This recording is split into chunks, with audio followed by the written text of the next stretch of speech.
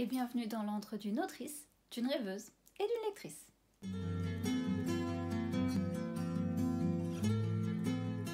À l'heure où je filme cette vidéo, nous sommes le 1er juin et il fait gris et il fait froid et franchement la motivation est très basse. Malgré la météo, la date ne ment pas et donc l'heure est arrivée de vous parler de mes lectures pendant les 3 mois de printemps. Je sais qu'officiellement le printemps ne se termine que le 22 ou le 23 juin. Mais j'ai décidé de séparer les saisons par 3 mois et pour moi le printemps du coup pour YouTube, pour mes bilans de lecture est du mois de mars à la fin du mois de mai. Pour faire les choses un peu différemment, je ne vais pas vous raconter ce que j'ai lu par ordre de lecture, mais par notes données. Comme c'est logique, je vais commencer par les notes les plus basses. Petite précision ici, je crois que je n'ai jamais donné une note de 1 étoile. Pour moi, en tant qu'autrice, le principe même de donner une note de 1 étoile est aberrante parce que la personne a écrit ce livre. Ça lui est sorti de son âme, de ses tripes, de ses larmes, selon le genre de livre que cette personne a écrit. Du coup, pour moi, rien que le fait d'avoir réussi à écrire un roman, ou une novella, ou une nouvelle, pour moi, c'est déjà un fait important en soi. Ça ne mérite pas 1 étoile. Ensuite, je donne très rarement 2 étoiles. Pour moi, 2 étoiles, c'est vraiment... Non seulement l'histoire ne m'a pas plu, comme le style n'est pas bon pour moi. Parce que le fait que seulement avoir une histoire qui ne me plaît pas, pour moi ne mérite pas non plus qu'on lui donne 2 étoiles parce que ça pourra plaire à quelqu'un d'autre. Et donc donner une mauvaise note, en plus, voilà, juste à cause de ça, pour moi c'est ne pas donner sa chance à ce roman d'être découvert par des lecteurs qui pourront l'apprécier. Vous l'aurez deviné, nous allons commencer par la barre des 3 étoiles. Je vais commencer par une série dont je vous ai déjà parlé, il me semble, dans mon avant-dernière vidéo. Il s'agit d'une série de Cozy Mystery, donc, ou de Whodunit, comme on l'appelle également, qui se passe à Oxford. Le personnage principal s'appelle Gemma Rose, a passé 8 ans en Australie avant de rentrer chez elle à Oxford, là où elle a également fait ses études, pour ouvrir un salon de thé.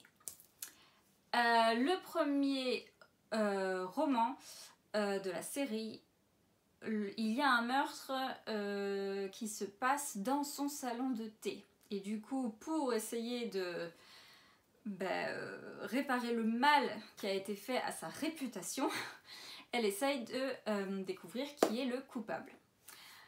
Les romans qui s'ensuivent ne se passent pas dans son salon de thé en soi, le meurtre ne se passe pas là-bas, mais les gens viennent la voir et lui demander de les aider à prouver que telle personne est innocente ou même coupable ou quoi que ce soit, parce qu'ils ont jugé qu'elle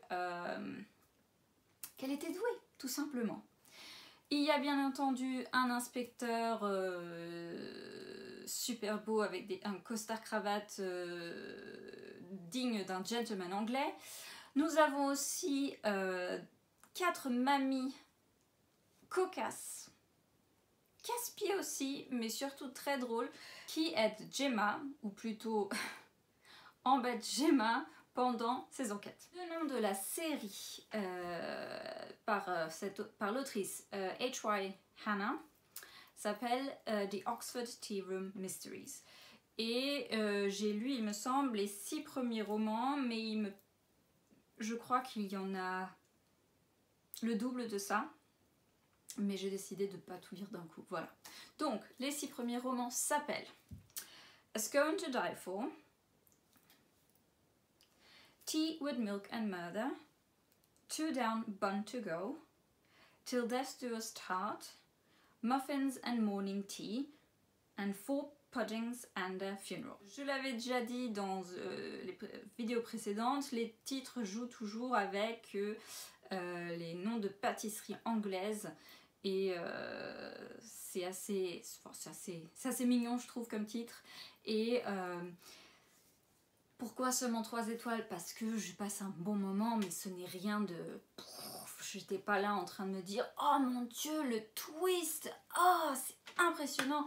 Non non, j'ai passé un bon moment. Le but de ces livres c'était vraiment d'être zen, feel good, tout ça à la maison. Oui effectivement c'est bizarre que des histoires de meurtre me fassent autant de bien. C'est peut-être une enfance à regarder des Hercule Poirot et des Miss Marple. Donc je leur ai donné à tous 3 étoiles. Pour moi, c'est une bonne lecture, mais ce n'est rien de transcendant. Ensuite, continuons sur la lancée des whodunit ou des cozy mystery avec Death at Lover's Leap de Catherine Coles. Il s'agit du 3e tome d'une série, de la série de Martha Miller Mysteries, et qui se passe en début des années 50. Dans un petit village qui apprend à vivre avec les cicatrices de la Seconde Guerre mondiale. Dans cette série, nous avons Martha Miller qui vit dans un petit cottage avec sa sœur et dont le mari a disparu avant le début de cette série, sans laisser de traces, vraiment. Donc le village au début pensait que c'était elle qui l'avait tué et qui l'avait enterré sous ses patates. Sympa hein, le village. Mais ce n'est pas le cas et en réalité elle aimerait bien savoir où il est pour finalement pouvoir divorcer. Pareil à la série précédente, Martha Miller est une lecture très agréable, très doudou, qui me plonge dans une époque anglaise qui me plaît beaucoup. Mais ce n'est pas non plus quelque chose de transcendant. Ensuite, nous avons A Thousand Boy Kisses de Tilly Cole, qui est une histoire d'amour de 2 adolescents. Et en dire plus serait vraiment vous spoiler. Mais c'était une lecture très agréable, très touchante aussi, qui m'a fait pleurer toutes les larmes de mon corps. Il n'empêche que pour moi ça ne mérite que 3 étoiles dans le sens où je trouvais, comment dire, un peu comme, je veux pas généraliser, mais un peu l'idée qu'on a que les films américains par exemple, ils sont faits justement pour jouer du violon, pour vraiment nous faire pleurer. C'est un peu, ils sont en train de mettre les ingrédients exprès pour nous faire pleurer. Et certes, moi, je suis émue, mais je sens qu'on est en train de jouer avec mes émotions de cette manière-là. C'est un peu comme si il n'y avait pas vraiment ce réel sentiment de la part de l'auteur ou de l'autrice, enfin du coup pour l'autrice de ce coup-là, de nous faire ressentir de réelles choses. Ici, c'est vraiment nous faire pleurer, nous faire sentir de la douleur, mais à l'exagérer. Je sais pas si je me fais comprendre. Par exemple, je préfère un livre qui me fait un peu pleurer parce que avec des gestes, des actions, des situations, j'arrive à déduire l'émotion des personnages, ceux qui sont en train de vivre, de souffrir, ou pour lesquels ils sont heureux en fait.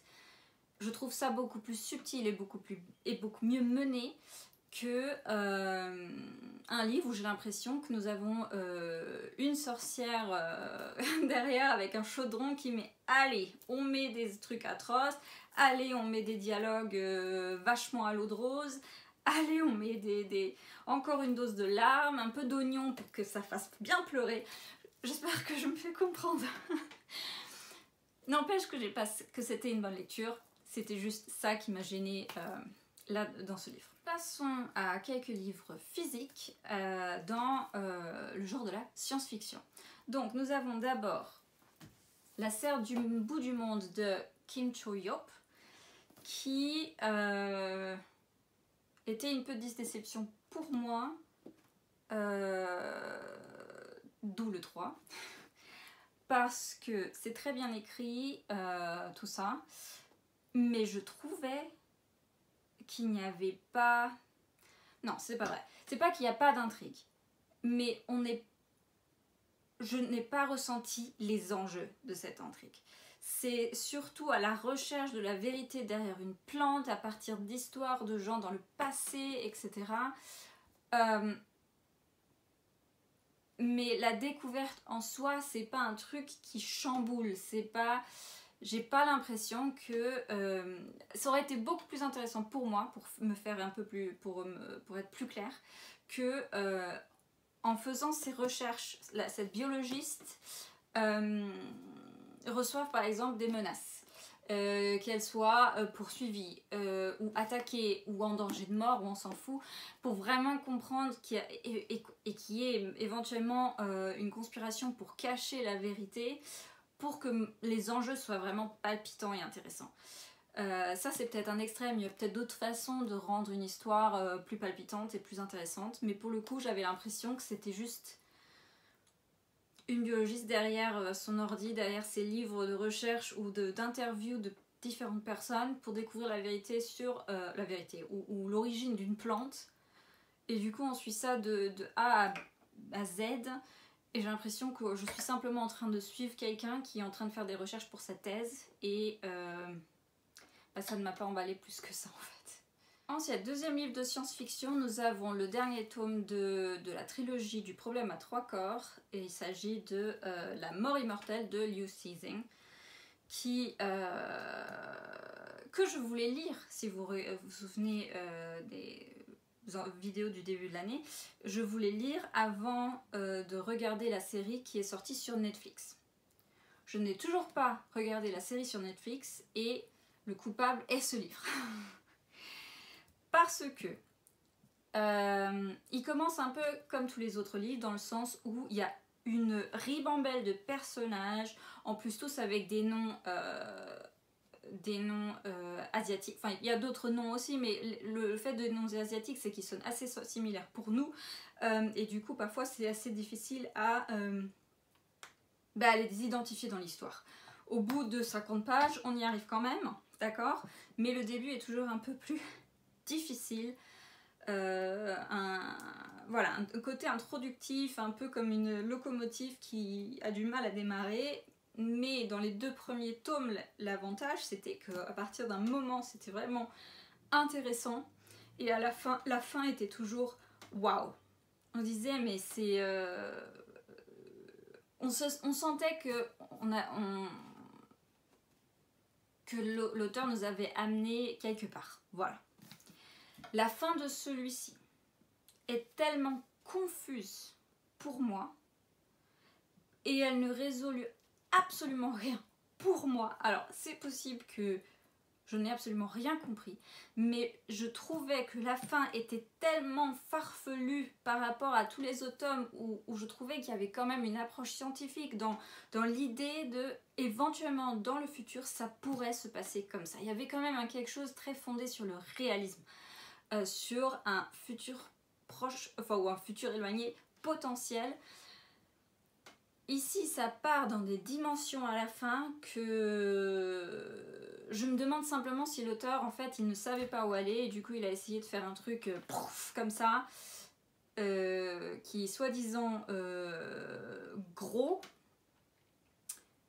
mais pour moi, trop gros pour ce que ça aurait dû être. Et trop farfelu, et trop complexe. Franchement, moi, je suis restée sur ma faim sans vraiment comprendre... ce que j'ai lu en fait.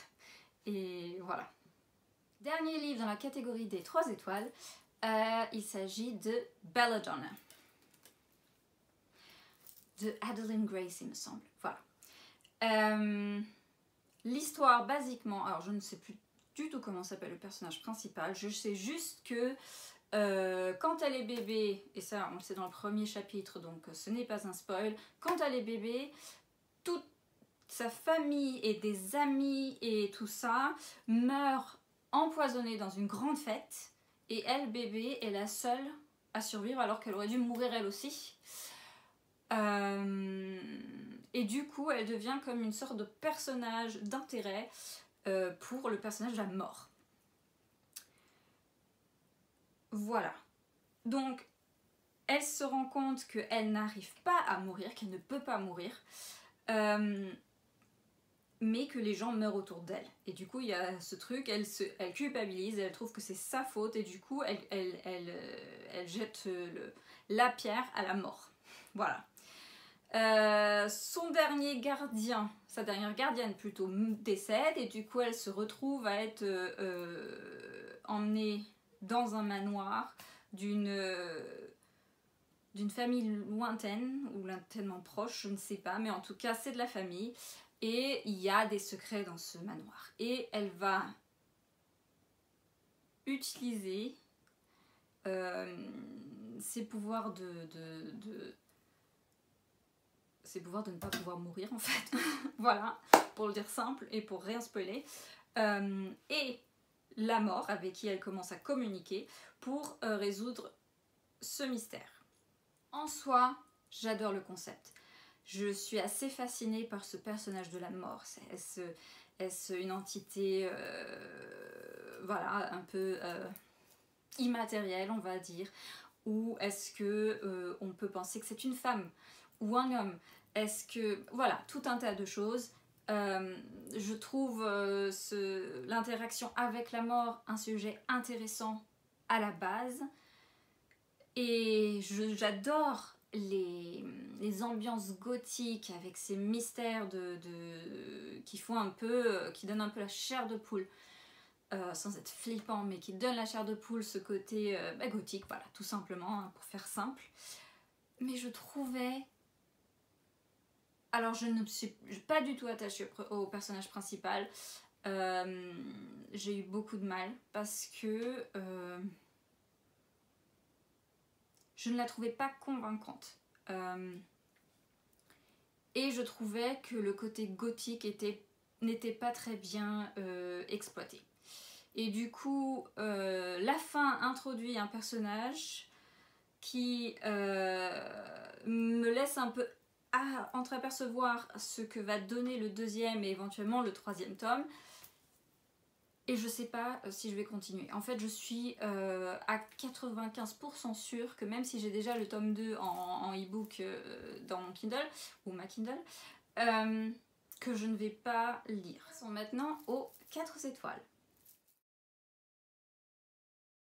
Il y en a qu'un qui a eu 4 étoiles. Il s'agit de The Library Murders de Marian Ellingham. Et il s'agit du 8e tome de la série de Cozy Mystery Flora Steele, qui se situe en Angleterre, début des années 50 aussi, un peu la même vibe que Martha Miller, mais le village est un peu différent, les personnages sont plus dynamiques et je sais pas, peut-être parce que je suis arrivée au tome 8, j'ai réussi à connaître les personnages beaucoup mieux qu'avec Martha Miller où je ne suis qu'au tome 3, mais en tout cas, j'aime beaucoup me replonger dans ce village et dans les mystères de meurtre qui se passent dans ce village. Hein, pourquoi toujours dans le même village d'ailleurs, mais bon. Et j'aime beaucoup le personnage principal, Flora, et du coup ça aide énormément. Et son partenaire qui est un écrivain de polar. Et j'ai d'autres tomes de cette série où je n'ai donné que 3 étoiles, mais je trouvais que celui-ci était bien meilleur que les 2-3 qui venaient avant. Donc je me suis dit, je vais le récompenser d'une étoile supplémentaire. Nous voici arrivés à la catégorie des 5 étoiles. Je vais commencer par 2 romans auto-édités.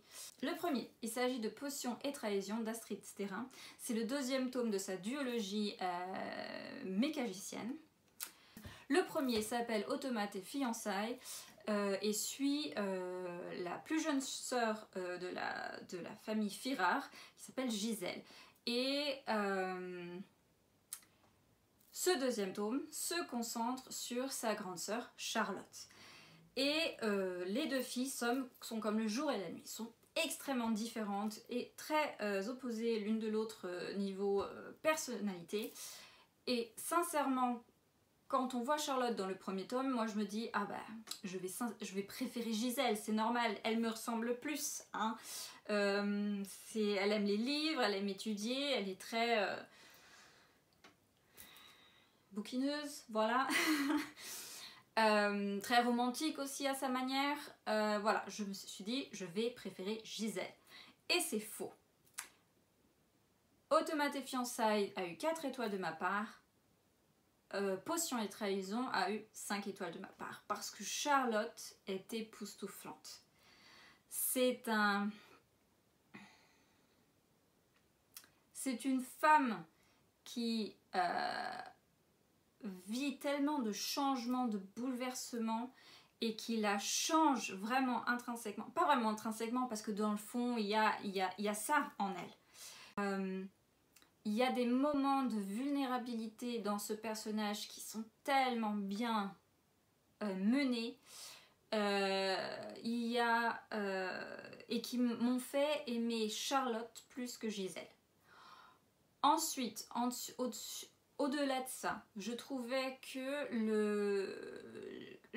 j'ai beaucoup plus apprécié le world building ou toute la société en fait où se déroule cette histoire dans le deuxième tome. Peut-être parce que Charlotte en fait est une bête de la société. Elle aime bien sortir, elle aime bien se faire voir et du coup on voit beaucoup plus de cette société et de cette ville en fait, de steampunk et tout ça. Et ça, du coup, était mieux que dans le premier tome, je trouve.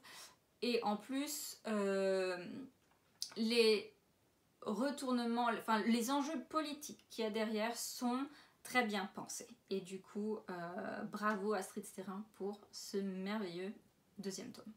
Nous avons ensuite le premier tome d'une saga par Megara Nolan qui s'appelle Fais-moi t'aimer.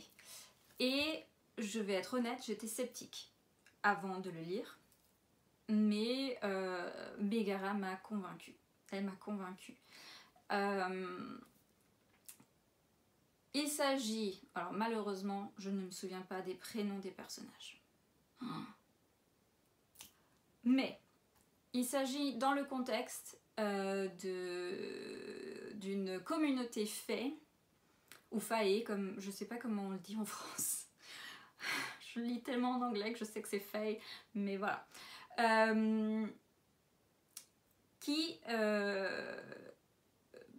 Dans un contexte moderne en fait. Donc ils ont des portables et tout ça. Donc chaque fae a du coup un pouvoir lié à une saison. La saison qui gouverne en ce moment, c'est le printemps. C'est la maman du personnage principal qui... Vera. Ha! S'appelle Vera. C'est la maman de Vera qui gouverne. Vera a un pouvoir tout particulier qui ne semble pas être lié au printemps et c'est pour ça qu'elle ne le dévoile jamais. Elle est très cryptique par rapport à son pouvoir et tout le monde suppose qu'elle sait faire pousser les plantes parce qu'en fait elle a une main verte et elle adore les plantes, mais en fait elle pousse toute seule en fait ces plantes, c'est pas elle qui les aide, mais elle fait croire que c'est ça parce que sa mère l'a convaincue qu'il valait mieux cacher le pouvoir qu'elle a. Le contexte politique ici est qu'une partie de ce monde de Fae, donc le royaume de l'hiver, est caché sous un dôme magique d'hiver perpétuel en fait, empêchant les autres saisons de ressentir l'hiver. Parce que les saisons changent naturellement, mais le fait que l'hiver soit sous un dôme empêche le reste de ressentir cette saison. Et l'hiver est coupé du reste du monde Fae jusqu'au jour où le roi des Fae d'hiver propose d'épouser Vera pour créer une alliance et éventuellement commencer les négociations pour les conditions de ramener l'hiver au reste des saisons et d'enlever donc ce dôme. Et il y a tellement de twists, il y a tellement de secrets, il y a tellement de petites choses tellement bien faites. Et la romance, elle est aussi très très bien menée. Franchement, en temps normal, ce ne serait peut-être pas une 5 étoiles, mais 4. Mais comme j'ai été tellement agréablement surprise, ben je lui ai donné 5 étoiles. Voilà. Ensuite, nous avons Ruthless Vows de Rebecca Ross, qui est le deuxième tome suite à Divine Rivals. Voilà. Donc, en fait, la série s'appelle Letters of Enchantment parce que le principe de ces romans, c'est que les deux personnages principaux, qui sont à la base dans le premier tome Rivals to Lovers, s'écrivent des lettres par le biais de machines à écrire magiques et au départ ne savent pas qui sont les destinataires de ces lettres. Le contexte politique de ces romans est qu'il y a deux dieux qui se réveillent et qui commencent à se faire la guerre et du coup font appel aux humains pour rejoindre leur camp. Et donc il y a une guerre et nos deux personnages principaux sont des journalistes et ils vont devenir correspondants de guerre. Si j'en dis plus, c'est un gros spoil. Alors je vais vous dire ce qui me plaît énormément dans ces romances, c'est les personnages sont très touchants. J'ai adoré les deux personnages principaux, absolument. Ensuite, j'adore cette atmosphère 1940 mais transposée en situation de fantasy. Donc nous avons une ville, j'imagine un peu comme New York en 1940, avec les vieilles voitures, les gens qui s'habillent comme ça, et forcément les journalistes qui écrivent encore sur leur machine à écrire. Et franchement, le trope de la machine à écrire, si on peut appeler ça un trope, j'adore, je suis fan. Si je pouvais avoir une machine à écrire ancienne de l'époque, le rêve quoi, le rêve. Bref, il y a toute cette ambiance de l'époque, il y a un côté de nostalgie, de multitude de sentiments et d'émotions par rapport à la perte d'être cher, à ne pas savoir ce qui s'est passé, par exemple à des êtres qui sont partis à la guerre et dont on n'a pas revu la trace. Tout ça, c'est tellement bien écrit. J'ai dévoré ça en une journée. Et ce sont autour de 430 pages en une journée. Voilà. Ensuite, nous avons Starling House de Alex E. Harrow, qui a été une surprise pour moi. J'avais grand espoir de l'aimer parce que je l'ai acheté en Écosse et voilà, ça représentait beaucoup pour moi de l'avoir acheté en Écosse ce livre. Bref, et je n'ai pas été déçue. C'est un roman gothique avec une vibe fantasy paranormale, c'est un peu difficile à expliquer, mais basiquement c'est une ville ou une petite ville aux États-Unis, quelque part aux États-Unis, qui n'attire personne pour y vivre en fait, parce qu'il se passe toujours des choses bizarres. Il y a plein de gens qui disparaissent, il y a une brume étrange qui apparaît souvent, et il y a toujours des accidents qui arrivent quand cette brume apparaît. Bref, au milieu de tout ça, il y a un manoir, Starling House, qui n'ouvre jamais son portail. On sait qu'il y a seulement un type qui habite là-bas et qu'il est bizarre, voilà. Et nous avons le personnage principal, Opal, qui rêve de cette maison. Pas dans le sens « oh j'aimerais la voir », mais vraiment la maison rentre dans ses rêves. Et du coup elle se sent attirée par cette maison. Et on découvre pourquoi. Et c'est une histoire... Elle est moins fascinante en fait que ce qu'elle devrait l'être. Parce que franchement, il y a des choses vers la fin où je me dis c'est parti dans une certaine facilité, on va dire. Mais ce qui m'a vraiment enchantée dans ce livre, ce sont les relations. Par exemple, la relation de Opal avec son frère, les sacrifices qu'elle fait pour que lui réussisse dans la vie en fait. Mais aussi justement ce petit frère qui lui est extrêmement intelligent et n'a pas besoin de son aide. et ces problèmes de communication, l'amour de certaines personnes qui viennent d'endroits surprenants en fait. On apprécie des personnages qu'au début on se disait mais qui sont affreux. Voilà. Et en plus de tout ça, c'est surtout la plume de l'autrice qui m'a enchantée. Elle écrit par métaphore absolument magique. Elle a une imagerie sublime. Donc vraiment, moi qui suis très visuelle, la façon qu'elle a d'écrire, j'ai l'impression de le voir, de tenir les choses dans ma main, c'est de sentir vraiment aussi ce que les personnages sentent. C'est pour moi époustouflant d'écrire comme ça. Et forcément, ça mérite 5 étoiles. On va terminer avec du sérieux. Un livre de psychologie. J'en ai déjà parlé dans mes vidéos précédentes, c'est The Book You Wish Your Parents Had Read and Your Children Will Be Glad That You Did de Philippa Perry. Il s'agit d'un livre sur les relations parents-enfants. Ce que les parents font de bien ou de mauvais par rapport à l'éducation des enfants. Ça brise certains clichés par rapport à ce que nous on pense être bien pour un enfant. Ou comment les élever, par exemple comme le cliché de ah ben non, s'il pleure la nuit faut le laisser quand même, hein, il faut qu'il apprenne. Non, pas du tout, pas du tout. Et je vais pas faire la morale ici, lisez-le si ça vous intéresse parce que je trouve que c'est une pépite. Et alors franchement, que vous vouliez être parent ou pas, c'est tellement utile à lire parce que ça dévoile tellement sur soi, sur certaines réactions qu'on a vis-à-vis d'autres gens, mais aussi vis-à-vis d'enfants. Donc j'ai pas besoin d'avoir d'enfants moi pour avoir une certaine réaction vis-à-vis d'enfants que je vois. Et en lisant ce livre, j'ai compris ça. J'ai compris pourquoi j'étais comme ça. Si vous voulez le lire, je vous le conseille. J'imagine qu'il doit être en français aussi. Parce que un livre comme ça doit être traduit. Je sais qu'il est traduit en allemand, donc il doit être traduit en français aussi. Voilà. Sinon, l'anglais est il est assez facile à lire. Ça ne sort pas avec des grands mots de vocabulaire super difficiles à comprendre. C'est très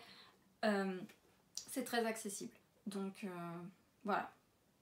La dernière présentation de 5 étoiles pour cette vidéo. Voilà, si j'ai bien compté les fleurs et mes livres, je devrais avoir ici 17 fleurs, une fleur par livre lu au printemps. Voilà. Si vous avez aimé cette vidéo, et j'imagine que si vous êtes encore là, c'est parce que c'est le cas, donc n'hésitez pas à laisser un petit pouce en l'air et à vous abonner si ce n'est pas déjà le cas. Je vous retrouve la semaine prochaine pour une vidéo qui est un peu l'inverse de celle-ci, dans le sens où je vous présente ma palle pour les 3 mois de l'été. D'ici là, faites-moi savoir en commentaire si vous avez lu un ou plusieurs des romans que j'ai présentés aujourd'hui, ou le cas contraire, si il y en a qui vous tentent. J'espère que la météo de votre côté est plus favorable que de mon côté. En tout cas, c'est un temps à lire, bien emmitouflé dans une couverture, malgré le mois de juin, effectivement, oui. Et donc, je vous souhaite de bonnes lectures et à la prochaine. Allez, ciao!